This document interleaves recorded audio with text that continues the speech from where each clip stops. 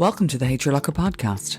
On today's podcast, we have Elizabeth Bolger, Director of People and Programmes at The Wheel, the National Association of Charities, Community and Voluntary Organisations and Social Enterprises. Elizabeth has worked with The Wheel since 2005. Her role focuses on assisting the programme team and to drive the organisation's membership, programmes and supports. The Wheel has over 2,000 non-profit organisation members and is a representative voice offering resources, advice, training, influence and advocacy to non-profits of all sizes. In this show, we ask Elizabeth if non-profits face the same challenges as their public sector counterparts, and if so, what they can do to attract talent, the importance of employer branding, and the benefits for working with non-profits. We also discuss the topic of burnout and stress, and what impact the Great Resignation has had on the sector. Why having a sense of purpose, values, mission, and a clear vision is so vitally important when you are working with the non-profit sector. This episode gave us a really great understanding, and Elizabeth was a fantastic guest. Click on the link to listen in full. We really hope you enjoy it. Today, we're delighted to have Elizabeth Bolger with us from The Wheel. So thank you so much for being with us today, Elizabeth. Thanks, so, Elizabeth, if you could tell us a bit about yourself and your role with The Wheel. Sure. Well, firstly, maybe just to very quickly say what The Wheel is. So we are Ireland's National Association of Charities, Community and Voluntary Organisations and Social Enterprises. So we're a representative voice and a supportive resource. We offer a myriad of supports to the sector, advice, training, advocacy. We're a membership organisation. We've just reached our 2,000th member this week. So it's a milestone for us as an organisation. And we are very much, it's the voice of our members. In terms of myself personally, I've been with The Wheel over 16 years now. I began as training fund manager and I continued in a variety of roles in our training and programme space. And currently I'm Director of People and Programmes. So I've seen the organisation develop and strengthen and grow throughout those years, from 8 people to currently 27 people working with us. And with our CEO, I've been centre to the people development of the organisation during this time. And, we expect to continue to grow over the coming months and years. So it's all very positive in terms of the sector. That's super, Elizabeth. One of the things I wanted to talk about on this podcast was not just non-for-profits, but every company, it seems, at the moment is finding it really difficult in the recruitment side of things. So it's difficult to find candidates. It's difficult to get good candidates.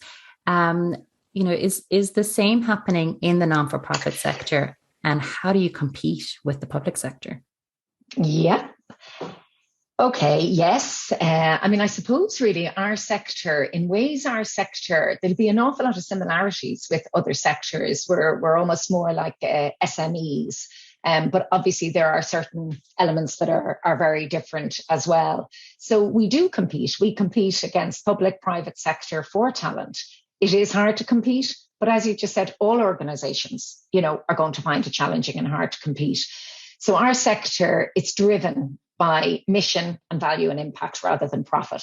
And that's really what attracts people to the sector. It's people who want to make a positive contribution to society through their work. So it's really about that sense of purpose. I suppose where we would be particularly challenged is in the levels of remuneration that we as a sector can offer. And adequate funding for our sector, it is an ongoing issue. It's one that we would do a huge amount of work and advocacy on. And currently, our Budget 2022 campaign, which is on our website, and people would be welcome to look at that, would be focusing on that.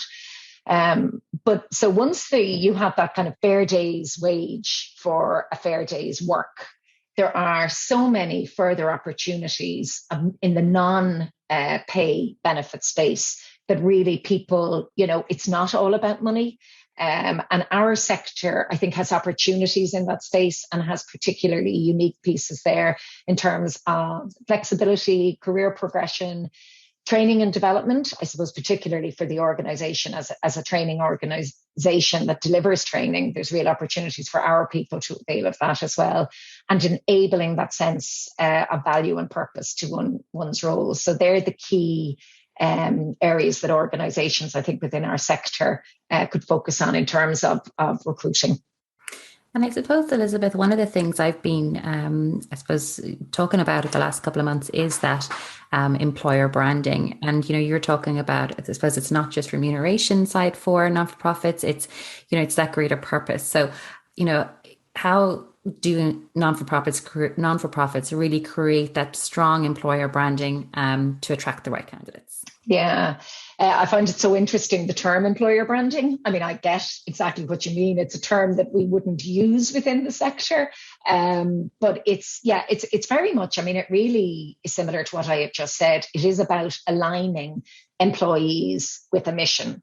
So while there would maybe several nonprofit organizations working in the same space, each organization will be driven by its own unique mission and vision.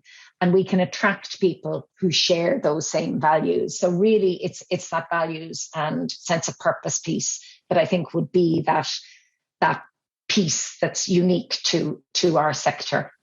Yeah, and I like the way you've said that it's aligning to the mission, because a lot of companies in the public sector would find it difficult to align their mission, which mostly would be profit or that kind of aspect of it, to what an actual maybe individual's mission might be. So, I think from a non-for-profit perspective, that's one kind of ace in up their sleeve. Yeah. And that's something, that I think organizations within our sector really need to develop in this whole area of recruitment, and to be able, I suppose, to attract people from outside of the sector, because I think that would really enrich our sector. And it's something about us being confident to acknowledge there are real opportunities within the nonprofit sector.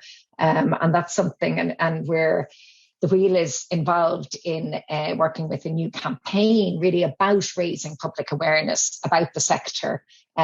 We act, and there'll be a lot more colleagues of mine and with other organizations working on that. There'll be a lot more in the coming months about that. But I think there'd be a real value in that, that would impact on the whole recruitment space as well. Yeah, it's a transferable skill, if you're working in marketing in the public sector, you're bringing something into the non-for-profit. So it's not just for sure. So at the moment, like you said, every single company is finding it really difficult in regards to attracting the right candidate. I'm going to say not just the recruitment side of it, but it's the right candidate. And recruitment costs can pile up, I suppose, even if you're paying recruiters or job boards and things like that.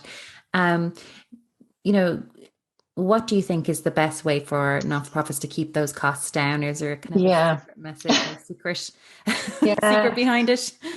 Well, keeping the costs down, it's just critical. The costs can't, the money wouldn't really be there for expensive recruitment. And yet recruitment is going to be critical to enable the organisation to fulfil its mission. One key area is the staff retention. Really is the most effective way of keeping your recruitment costs under control. So, fostering a people-centred workplace and culture.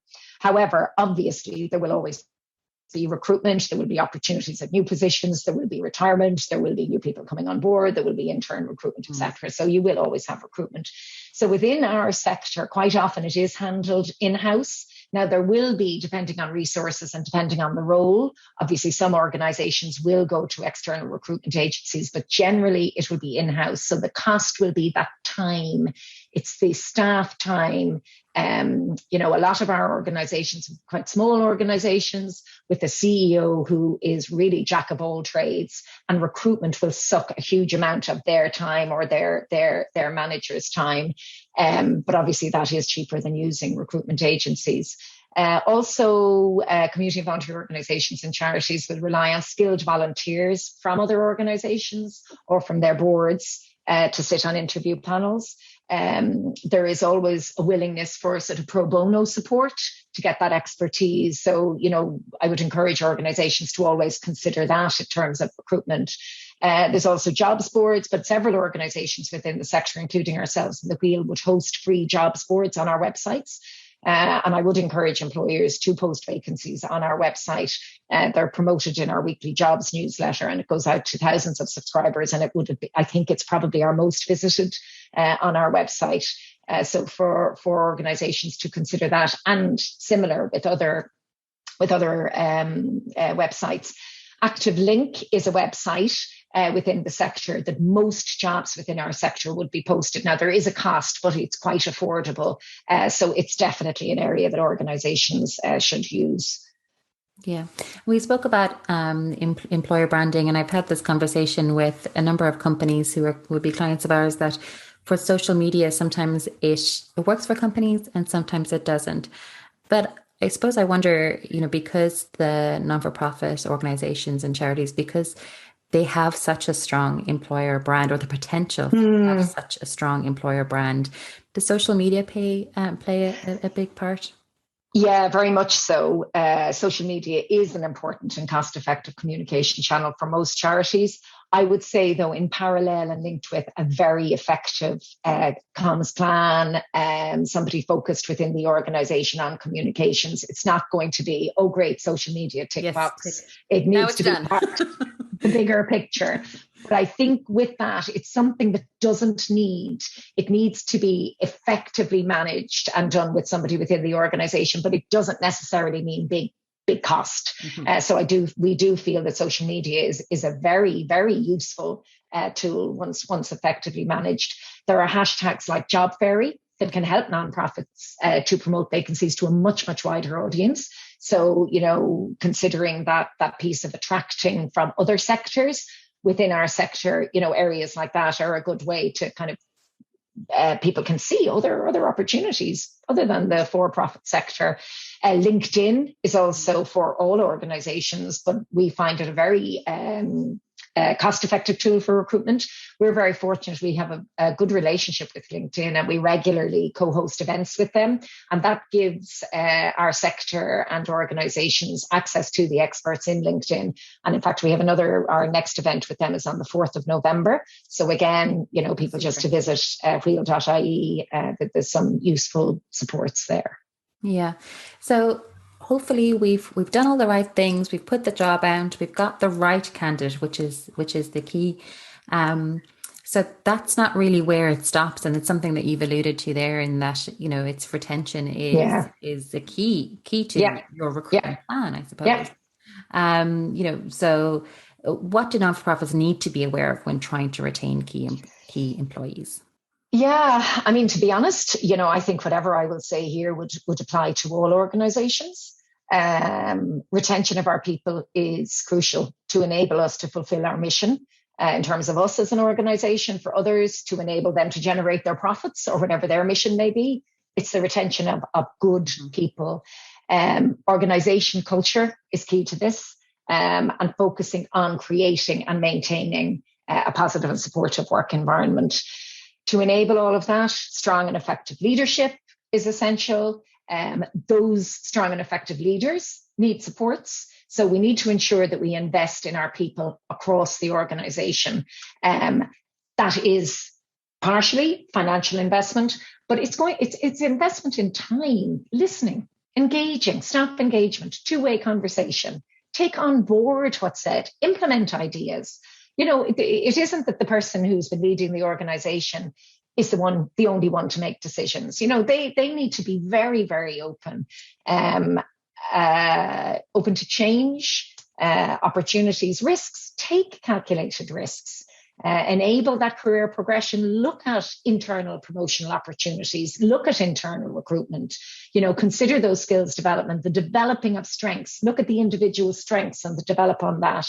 And also providing support to our people when things are not going so well, and to allow them permission to say that. So have that open culture of, this isn't working, I'm not hearing that the way you're intending it. Have that open two-way communication, and for it to be real. I think all of those now, I mean, it's easy, to say all of these words, and I do really believe it. But it's also, I think, very possible for organizations to do that. and the more open we are as people within organizations, we get so much more from individuals, and it can only be positive for our organization. Yeah, and I would 100% agree, Elizabeth. And I think that the key thing is that that's not something specific for the non-for-profit or charity sector. That's every organization. And I think, you mentioned in terms of the transparency and the openness, and that even just for our own organization, that's been a huge, I suppose, a key thing for us is that we always have that open door policy. And sometimes a small problem for somebody can be fixed really quickly. And yes, you leave it, and then it becomes a huge problem. Yes, you have to have that open door. You know? And I think sometimes companies are a little bit afraid to kind of have that open culture because they're afraid of what might come back. But I think it'll only benefit companies going forward. A key thing at the moment, and I've seen it, I suppose it's topical because of the last 18 months in terms of COVID, and it's also topical in regards to non-profits as well, is that burnout side for employees. So I suppose, how do you prevent it, or what should you be putting in place to make sure there's something on the forefront of your mind? Yeah. I mean, again, in ways, it's quite similar to what I have just said. And again, although there are some particular areas that it would be quite specific, particularly in the last 18 months, specific to our sector, in terms of the solutions and also the burnout piece, it's societal wide, way wider than our sector. Many nonprofit work settings are where employees are going to be exposed to stress. This is, though, true for all employees, not just frontline staff, not just executives, and we really do need to bear that in mind. When you think of hierarchical structures, and sure, that job, they're just pen pushing, they're grand. Sitting at the desk, they're okay. Yeah, I mean, everybody, and it is how things land with individuals, and that is so important. So somebody else might be able to manage 20 different things and it not faze them. And there may be another individual who is really struggling and under pressure with 2 specific projects. And that is how it is landing with them, and that is how they are feeling. And this piece of being non-judgmental and to listen, I think it's really, really critical within organizations. Within our sector particularly, obviously that constant pressure of juggling the limited resources with the complex needs of service users, that really can take its toll. And you really can result in staff burnout just purely from the role itself. So I think that is quite specific to our sector. The pandemic obviously has put further pressure on within all sectors, but particularly with our sector, those working in frontline services. And that has hugely taken its toll. Yeah. Again, having mentioned the leaders and managers, leadership and management must support teams in this, but those leaders and managers, they must be supported to enable them to support their teams. So in terms of, how to and solutions, it's the ongoing and relevant training and development opportunities for the individuals with their managers, team-wide, organization-wide. All staff need to know there is a place that they can go to where their very real issues will be listened to, will be taken on board, and somehow will be worked through, and they will be supported. And then just the final piece on that one, obviously, employee assistance programs. We work with One Inspire Workplaces. They are a great way of supporting people, but I think really important that they are seen as a part of the wider culture and people engagement and support structure, rather than just, we've got an EAP in place, go do your grand. I think it's really, really important that it's part of the supports. Yeah, and I think that the couple of key things you've mentioned there, Elizabeth, is one with the EAP program. I've seen this put in so many different companies, and it's like, great, we've put it in, we fixed the problem. But, just by putting it in doesn't fix the problem. You need to actually embrace it, explain what it is, make it part of your culture, that it's okay if you have a problem, go here, we want to support you, rather than just putting it in and hoping it fixes something. But why did you have to put it in with to begin with? And then, I think, Elizabeth, is really interesting is that you're probably the first person I've spoken to who have said, usually people are saying, frontline workers, burnout. But, the key thing is that there are managers and leaders and office workers who are going through the same thing. just because you're not front line doesn't mean you're not feeling it as well, Yeah. Yeah. It's hard. Yeah. And I definitely see the struggle in the not-for-profit is that you've got people coming to your door, you're trying to provide services, but you've only got and you don't have an infinite amount of cash. That's the key. And something I suppose we wanted to talk about, which I haven't really seen much on in regards to the gender pay gap. And I'm just wondering, Elizabeth, is it something that is prevalent in the non-for-profit sector? Yeah, I mean, interesting. Not obviously, our sector would be female dominated. Yes. And yet, yes, we do. We have a gender pay gap. We work with Community Foundation of Ireland on our National Pay and Benefits survey for Ireland's community and voluntary sector. And we've worked with them since 2015. It's every 2 years. Except this time it's every 3 years. COVID pushed it out a little bit. We've all lost that 1 year in our lives. So 2022 is the next one. So we'll be cranking up on that and people will be hearing about it. And it's really, really pertinent and really, really effective data. And from that, for the past 2 years, 2017, 2019, we have compiled gender pay gap data from the pay and benefits data. So just a general, I suppose, comment, the value of research, it's so critical. So, this pay and benefits, the gender pay gap, that our sector, people may be listening to this podcast, our members, the wider sector, we need to engage with that research. We need to give the data to enable organizations like the Wheel and other organizations, Community Foundation, to actually lobby and show, here's the data, here's what we can do. And because we do have a gender pay gap, the past 2019, it was 15.2%. It is down on 2017, which was 16.7%, but it's still it's slightly higher than the EU average. I think it was 2017 was the last time it was done, and I think it's 14.4 or something, the wider. So we're certainly not in a space that one would expect of a female dominated sector. Therefore, you would imagine it would go right up, but men would appear to be disproportionately overrepresented, higher levels of management, and the bigger organizations that have the higher income, and women are underrepresented in that space. And it feels like the perennial age-old issue. Now, in fairness, the report, it didn't collect. I mean, there are, evaluation of the impact of certain factors, qualification, age, experience with women, time taken out, length of service. But it is clear that men do better than women within the sector.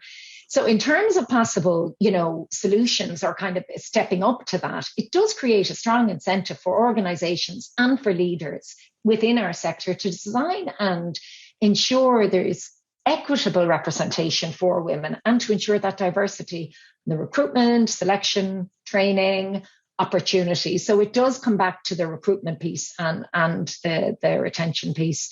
So it's definitely there. Yeah, and interesting, because I think one of the things you said there is it is the fact that it's still male dominated at the top, which is but so interesting, because I would have certainly have said that the industry is female dominated, which is yeah. I suppose it's up to us to change. So exactly, and keep lots to do. Exactly. Yes, and one of the things I suppose, just because females take that time out, they might have 2 or 3 children, over the course of working for 35, 40 years, it's a drop in the ocean. Exactly, small.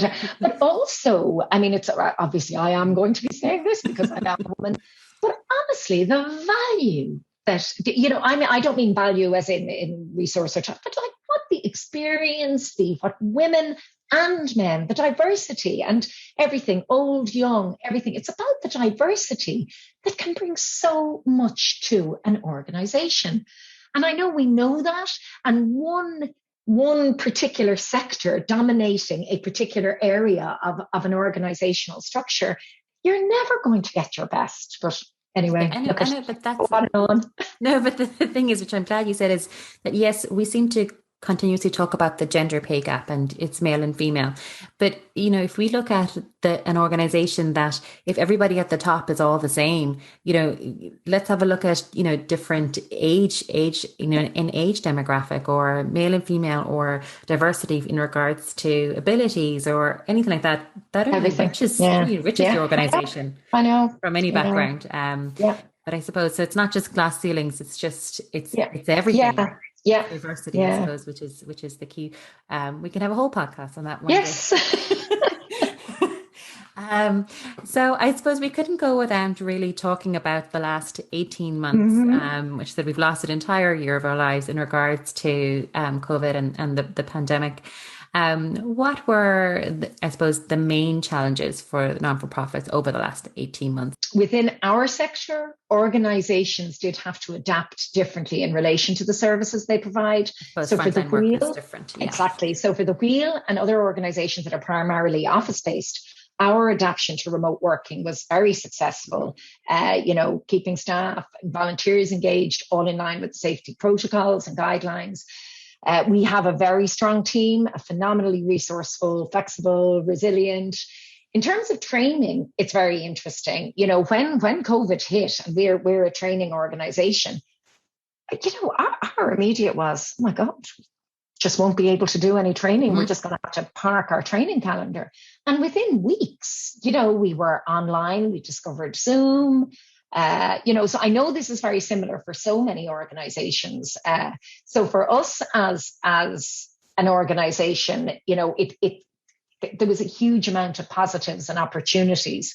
Obviously, for a lot of other organizations with the frontline piece, it was very, very challenging. It was challenging as well because some of the services being provided had to actually stop. Yes. And there was a huge gap in services. And I think we're not going to see the end of that, as in there's definitely medium to long-term impact of that. You have the impact on individuals in terms of if they had to be face-to-face and how comfortable they felt or not comfortable. So much. But I think the sector itself, in terms of the need, when the pandemic hit and the entire lockdown, of cranking up that whole volunteer, the whole army, the societal piece of helping people. I mean, that was the essence, or is the essence, of our sector. And there was just hit the ground running, and things were put in place. So there's so many pieces to how COVID hit, you know, organizations from a HR perspective, and then much, much wider than that. But I do feel the pandemic has given our organization, our sector, has given the world some fantastic opportunities to really reconsider how we work and where we work. And a chance to enable all of us to have a voice and an input in our way of working. And I actually would say, you know, one of the biggest differences I've seen in terms of the fundraising side of things is that if you go on, and it looks like it's been extremely successful, if you go onto Facebook at the moment, there's a fundraiser for doing 2,000 squats in the month that you sign up for, you know, for Laura Lane or for Cope or whatever. And it seems to be, you know, I would say from a non-for-profit side of things is that they have seemed to been able to pivot and go, okay, we can't do these in-person events anymore, so let's do them remotely. Let's figure another way how to do them. Because we still need cash in. I think that is the case with a number of organizations. There are some smaller charities who might rely on smaller fundraising, ticket sales, you know, arts organizations, charity shops. They would have been hit. The larger fundraising organizations, definitely, who had the resources and ability, and others that have just that creative, exactly as you're saying, ways to engage and go online. So there have been some really positive pieces, but there have been some organizations that actually have been hit in terms of fundraising. Our own survey that we carried out at the beginning of this year did show that over half of the organizations who responded, it was our member survey, would have reported that their overall income fell in 2020. Yes. And yet other organizations delivering health and social service care on behalf of the state and relying on statutory funding would have seen very much their funding level or actually increased. as the state was increasingly seeing the value of the investment in our sector to provide services. So it's really, really mixed, Christelle, and it's just interesting to kind of see and really learn from that. We spoke about this previously in that, yes, the remote aspect gives huge opportunities for people to be remote working and flexible working and things like that. But there are some of those frontline jobs that just have to be, or even like the clothes shops or the Meals on Wheels or anything like that, that it does require people to actually be there in person. So, it's kind of getting that right. Yeah. One of the other things, Elizabeth, that I wanted to go through is we spoke recently about on another podcast in regards to this great resignation, so seeing this huge influx of people moving jobs. And I suppose, yes, we've seen that it's very much millennial dominated. So is it also being seen in that charity not-for-profit sector? Well, interesting. And I mean, it's very like, whatever I would say now could be completely contradicted in 6 months' time, as we know. I mean, who the heck knows? So we haven't seen any data on this, but we've no reason to assume that many within the sector, will be immune to that trend. So I would expect if it's happening within the wider employment sector, it will hit our sector. But where in terms of charities, I suppose it goes back to the value piece. A lot of people being burnt out, so they want to be valued and cared for by their employers. So in terms of that fostering the people-centered, I feel if you do have a strong culture and that people feel comfortable within the organization, maybe our sector is one that, people may feel this is more where we want to be. And people looking for more flexibility and meaning in their work. So maybe within the resignation, people might come full circle and be looking towards the sector. But I do think people like to change and people like to look around. So, and change can be good, but I think if we could think of it that we have a pool of really quality talent kind of moving even within the sector or moving within intersectors, rather than going, don't like that one, want to go to that one. That if there was a kind of more consistency of what people are going to, maybe. I think that I do wonder, is it a big opportunity for that non-for-profit charity organization that we look at that the biggest amount of people that are moving is that millennial age group, which is 25 to 39, 40 at the moment. And it's because they are expecting more from their employer and they're expecting the work that they do is meaningful. Yeah. So maybe, that non-for-profit might benefit from that. Absolutely. Yeah. There's a real opportunity for us as a sector. And I would like to think, this campaign that I've already referred to about this is, really increasing public awareness about our sector, about the community and voluntary sector we act. I think things like that will educate people, will enable people to be aware of other opportunities, other things. And I could think that can only benefit individuals, but also society as a whole, I believe. What advice would you give to recruiters in the non-for-profit sector at the moment? Okay. So again, it's probably kind of summarizing much of what I've been speaking about for the last while. Using your mission and vision to attract people to your organization who share the values of the organization. These will be the most loyal employees. These will be the people that will really develop the organization with you and will grow with the organization. The focus on developing a very strong and positive organization culture and work environment and maintaining that and constantly being open and growing within that. Embracing the opportunities of what our new workplace will look like and can look like, that whole hybrid remote working, what has been forced upon us for the past 18 months. I think it would be a real, more than a shame. I think society would be missing a massive opportunity if we try to go back, because I don't believe it can never be pre-March 2020 because of what people have experienced with their work over the past 18 months. And I really believe organizations just need to consider the opportunities of what our workplace can be. Obviously, the whole focus on the staff retention and employee engagement. I think as well, the whole networking and learning from each other, from organizations, from different sectors, different individuals, constantly being open to that. I mean, the world of work, it's rapidly changing. And there aren't any long-term experts. We've no experts in this space yet, right? So I just feel, why can't our sector, take that opportunity? We could become that expert, that beacon, that leading light in this space of remote work and flexibility, even beyond private and public sector, because it is brand new to all of us. So I just feel there are real opportunities that we should grasp as a sector. So Elizabeth, it was wonderful speaking to you. Thank you so much for taking the time out. If people want to get in contact with you or the Wheel, what is the best way to do it? It's elizabeth@wheel.ie, our website, wheel.ie. Very, very happy for anybody to contact me if they had specific questions. Super. Thank you so much, Elizabeth. Thanks for listening. Check us out at HRLocker.com. The show was hosted by Christelle Rinn and produced by Jenny Martin. Subscribe to catch the latest episodes on iTunes, Stitcher, Spotify, or wherever you like to get your podcasts. If you'd like to feature, get in touch by emailing us at marketing@HRLocker.com. You can also follow HRLocker on Twitter, Facebook, and LinkedIn.